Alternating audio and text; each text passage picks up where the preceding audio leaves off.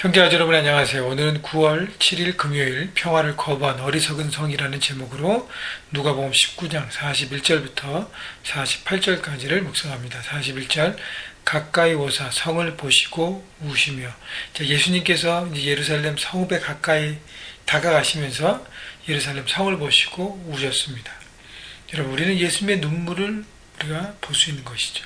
예루살렘 성읍을 바라보시면서 우신 예수님. 여러분, 마치 부모가 자식을 보며 우는 예루살렘을 바라보는 예수님의 눈물을 그렇게 해석할 수 있습니다. 왜냐하면 이 42절 보세요. 이르시되 너도 오늘 평화에 관한 일을 알았더라면 좋았을 뻔하였거니와 지금 내 눈에 숨겨졌도다. 자, 평화. 예루살렘이라는 도시 이름은 평화입니다. 평화. 근데 더 이상 평화의 도시가 아니에요. 평화의 의미는 모든 것이 제자리에 있을 때 히브리 사람들은, 유대 사람들은 샬롬이라고 얘기했습니다. 평화라고 얘기했습니다. 모든 것이 제자리에 있는 거예요. 어떻게 해요? 하나님이 내 삶의 주인으로 좌정하시고 우리는 우리의 인간의 본연의 모습으로 내 주권을 주님 앞에 맡기고 하나님 앞에 맡기고 하나님 앞에 순종하는 삶을 사는 것이죠. 그런데 이스라엘 중심되는 예루살렘 평화의 도시가 그 평화를 버렸습니다. 자기가 주인 된 거예요. 자기들이 기득권을 가지고 자기들이 주인인 양 오신 예수님, 메시아 되신 예수님을 거부하고 하나님의 아들이 이 땅에 오셔서 그 평화를 회복하려고 오셨고 평화를 우리에게 주시려고 오셨는데 그 하나님을 회복하고 자신들의 고집대로 살아가는 예루살렘 성읍을 바라보면서 예수님은 우신 것입니다.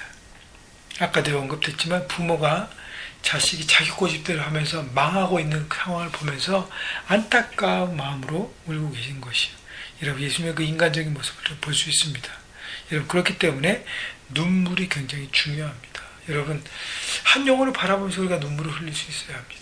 하나님의 그 안타까운 마음을 바라보고 여러분, 잃어버린 영혼을 향해서 눈물을 흘릴 수 있는 마음, 그리고 자기 고집 때문에 망해가는 저런 사람들을 바라보면서 우리는 눈물을 흘리며 안타까운 마음으로 함께 바라봐야 하는 것입니다. 여러분, 자기 고집과 자기 생각에 묶여 있으면 그 평화가 눈에 보이지 않고 깨닫지 못하는 것입니다. 43절 날이 이를지라 내 원수들이 토들을 쌓고 너를 둘러 사면을 가두고 44절 또 너와 및 그 가운데 있는 내 자식들을 땅에 메어치며 돌 하나도 돌 위에 남기지 아니하리니 이는 내가 보살핌 받는 나를 알지 못함을 인함이니라 하시니라.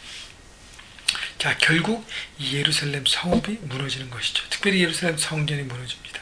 이스라엘 백성들이 설마 성전은 무상치 했습니다. 하나님의 예배하는 곳인데 우리가 마음이 떠났다고 해도 그 우리의 삶의 중심이 무너질 수 있는가. 그러나 하나님을 저버리고 건물과 그 모든 상징물로 우상을 삼는 한 그것은 무너질 수밖에 없습니다.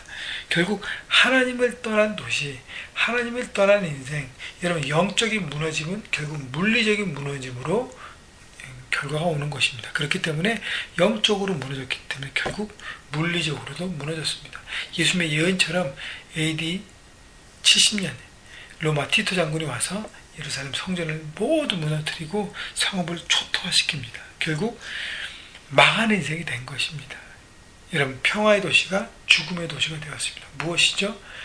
하나님을 자기들의 삶의 주인으로 모시지 않고 자기 이익과 욕심대로 살아가다 결국 무너짐을 경험한 것입니다. 45절 성전에 들어가서 장사하는 자들을 내쫓으시며 46절 그들에게 이르시되 기록된 바 내 집은 기도하는 집이 되리라 하였거늘 너희는 강도의 소굴을 만들었도다 하시니라. 자, 성전을 통하여 사람들이 비즈니스하는 것을 책망하는 것이죠. 성전은 기도하는 집, 하나님과의 만남이 이루어지는 집.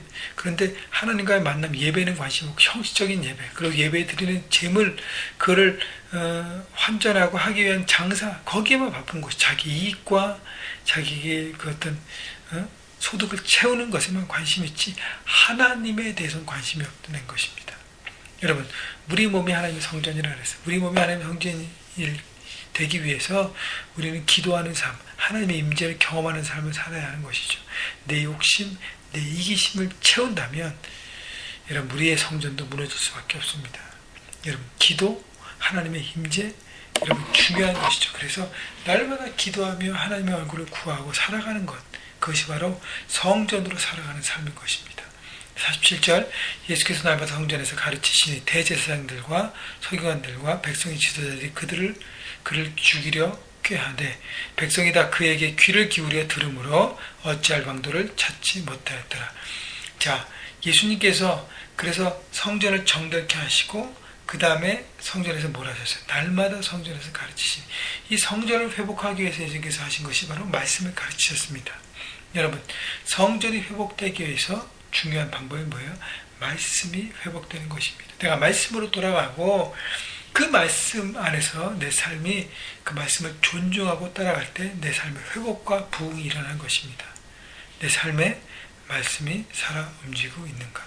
여러분, 그렇지 않다면 우리 삶은 무너진 성전과 같다는 것이죠. 여러분, 대제사장, 서기관, 백성의 지도자들 왜 예수님을 죽이려고 꾀했죠?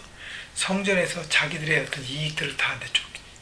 예수님께서 청결하게 하시니까 본연 하나님을 바라보는 삶, 하나님의 중심으로 사는 삶으로 회복시키시니까 그 자기가 원하는 이익과 기득권과 모든 것들이 제거되니까 그를 되찾기 위해서 어떻게 진리 되신 예수님조차 그들은 거절하고 거부하고 오히려 죽이려 했다는 것입니다. 여러분, 그렇기 때문에 유대 지도자들은 말씀에 기울이지 않고 자신의 이익만 지키고 오히려 예수님을 방해하는 예수님의 적이 되는 삶을 살아가는 것입니다. 여러분, 유대 지도자들 오히려 말씀에 더 강한 자들이었어요. 그러나 말씀에 형적으로 지키다 보니까 결국은 말씀을 등지고 자기 중심으로 살아가는 삶을 살아가는 것입니다. 여러분, 오늘 예수님의 눈물을 바라보면서 우리 영혼들을 향한 눈물을 바라보셔야 될 것이고요. 또 하나, 성전에 들어가서 모든 것을 정결케 하시고 회복케 하시며 말씀을 회복케 하시는 걸 바라보면서 여러분, 기도와 말씀 다시 한번 점검하십시다. 여러분, 그것이 살아있어야 우리의 삶이 영적인 부흥과 회복이 되는 것입니다. 오늘 우리 날마다 여러분 하는 그 묵상을 다시 한번 돌아보시고 여러분의 기도를 돌아보시고 그래서 내 삶에 하나님의 것으로 채우는 작업을 내가 제대로 하고 있는가 돌아보셔서 여러분 하나님을 믿는 믿음 가운데 하나님의 임재 가운데 오늘도 성전으로 살아가신 여러분 모두가 되시기를 주님의 이름으로 축원합니다.